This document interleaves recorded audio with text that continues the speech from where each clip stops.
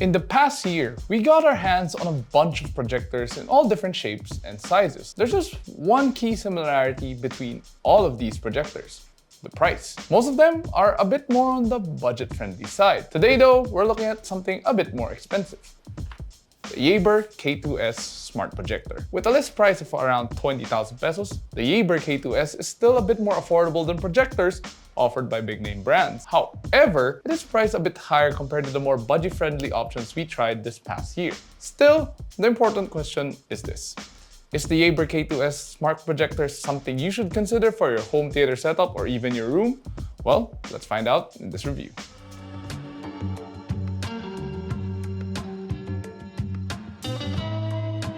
First up, let's check out the build of the Yaber K2s. It features an all-black body with a bit of bronze accents on the large Yaber logo at the top and the K2s badge on the left side. On the right side, there's even a Fun Together, Enjoy Together lettering on the cloth speaker cover, which I find really tacky. It would have looked a lot cleaner without it. The fan and the exhaust is also located on the right side, keeping all of the hot air over there. So whoever's sitting on the right side, well, they're gonna get hot. Now, while the Yaber K2s does come with a remote, you also get physical buttons on the top of the projector. You can't do a lot with these buttons though, and it's mainly for adjusting the volume or choosing whether to use it as a speaker or to put it to sleep. At the rear, you'll find the intake, which also comes with a filter for easy cleaning. At the bottom, there is a provision to mount this from the ceiling, but you will need 4 screws and a base plate. It's not the large single thread typically found on other projectors, so you can't really set it up on a tripod. With that said, it's not exactly the easiest to set up if you plan on bringing it around. Then again, the size doesn't make it easy to bring it around either. It's almost 11.5 inches long and 5 inches tall,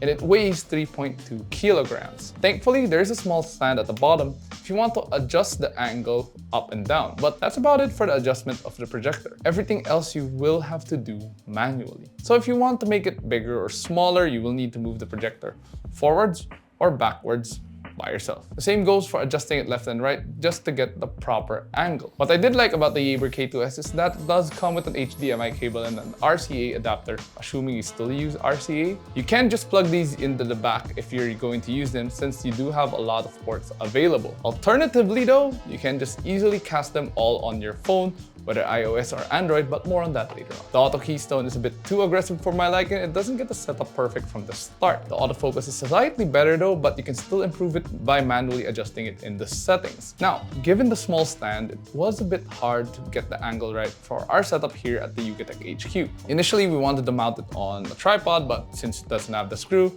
that wasn't possible. Instead, we had to stack a bunch of boxes together just to get it projecting right on the screen.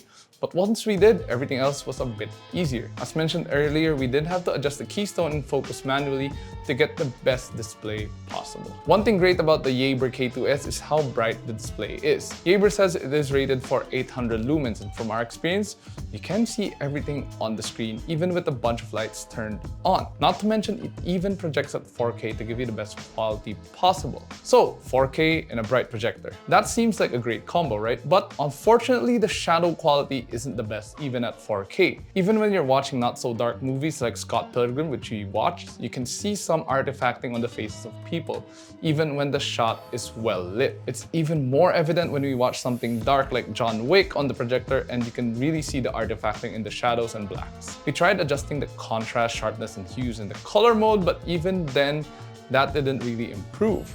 And even when you used other color modes, the issue of the shadows wasn't exactly addressed. To make things worse, but then again, this is standard with all projectors, the quality drops further when you have a bit of light in the background. But nonetheless, we were very impressed by the quality of the projector when it's really dark. Even with 2 small floor lamps turned on next to the screen, the difference in quality compared to the other projectors we tried is very obvious. But there's another problem we encountered with this specific projector. There's the issue of the screen adjusting brightness randomly. It wasn't obvious when we were watching anime, but it was noticeable when we were watching movies. When the scene is a bit dark, the brightness also becomes lower. And when it's bright, it becomes brighter. At first, we thought the change in brightness was part of the movie we were watching, but even when we switched to a different movie, it still happened. It was irritating since it was very noticeable, especially when you're very immersed in the movie you're watching. So we're not sure if that's an issue with this specific unit or with the entire Yaber K2s line. Now, as for the speakers, this does come with dual stereo speakers, specifically dual 10-watt speakers tuned by JBL, and they sound great. They're loud and they easily fill up the living room here at the Yugatech HQ. The quality is decent too since the projector supports Dolby Audio. From our experience, there were no audio distortions even when the speakers are maxed out, so you do get a nice surround sound feel. But of course, if you want a better listening experience, you can pair your home speaker system using the 3.5mm audio port. If you don't have those, you can also pair your soundbar via Bluetooth. As for the topic of OS, the interface is rather fast. It's smooth too, with little to no lag when you're going through the menu. But perhaps my favorite part is how easy it is to pair with Apple devices. You can simply cast it like Apple TV using your phone, iPad, or even Mac devices. It's an identical experience when it comes to Android, and even on Samsung, you could use DeX mode on this. If you're an Apple user, this is great because unlike the past projectors we tried, which does need a bit of workaround to get casting working on the iPhone, this one just pairs easily. Now, what I was curious about was the NFC connection. I thought it would work out of the box without needing anything else, but unfortunately, you'll need to download the app first before it will work. If you just use your phone and scan the NFC, it'll just open up the Yaber website. Honestly, it kind of defeats the purpose of having to use NFC if you can simply just cast your phone to the projector itself. I mean, why else would you use NFC and download an app if you can just cast it easily, right? But nonetheless, it's still a nice feature to have if you want to impress your friends by being able to cast your phone just by NFC. Aside from the Yaber OS itself, the K2s also comes with Android TV out of the box. It comes with the usual Netflix, Disney+, Amazon Prime Video, and YouTube, but you can download more if you want. What was irritating is that we had to connect to the Wi-Fi twice before we could use Android TV.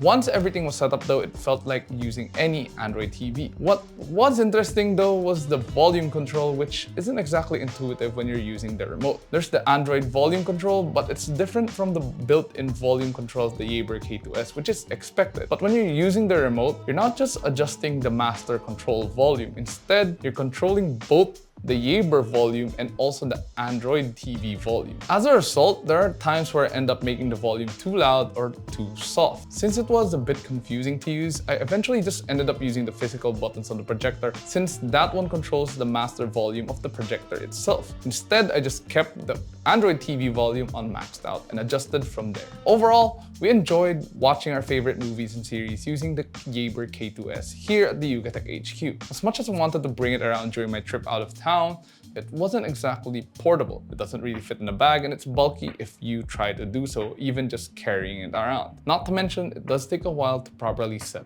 up, and if you don't have a flat wall, you will have a hard time doing so. But when you do get it set up, it works great. A bright 4K display with decent colors and contrast. It's not at the level of cinema projectors just yet for a proper home theater setup, especially with the artifactings you see in the shadows and blacks, but it's a decent setup from budget projectors that you might be more familiar with on our channel. The thing is though, you also need to step up your budget. The Yaber K2s smart projector retails for 21,990 pesos. However, at the time we recorded this video, it's currently discounted at just 18,690 pesos. At its full SRP, it's a very expensive projector considering the issues we encountered with it. But at the discounted price, it's something you should definitely consider for your simple home theater setup. Well, that's assuming the other units address the brightness issue that we talked about earlier. But still, what do you guys think of the Yaber K2s smart projector? Is this the projector you would consider for your room or even home theater? Or would you choose something else that offers a bit more, or something that's more on the budget-friendly side? Whatever the case, share your thoughts in the comment section down below. And of course, if you enjoyed this video, please do drop a like and subscribe to watch more. Don't forget to follow us on our social media platforms at Facebook, Instagram, X, and TikTok. And of course, visit yugatech.com for the latest tech news and reviews. Once again, this has been Asaya, and I'll see you guys in the next one. Bye! Please give me a like. I've been reviewing heavy objects lately.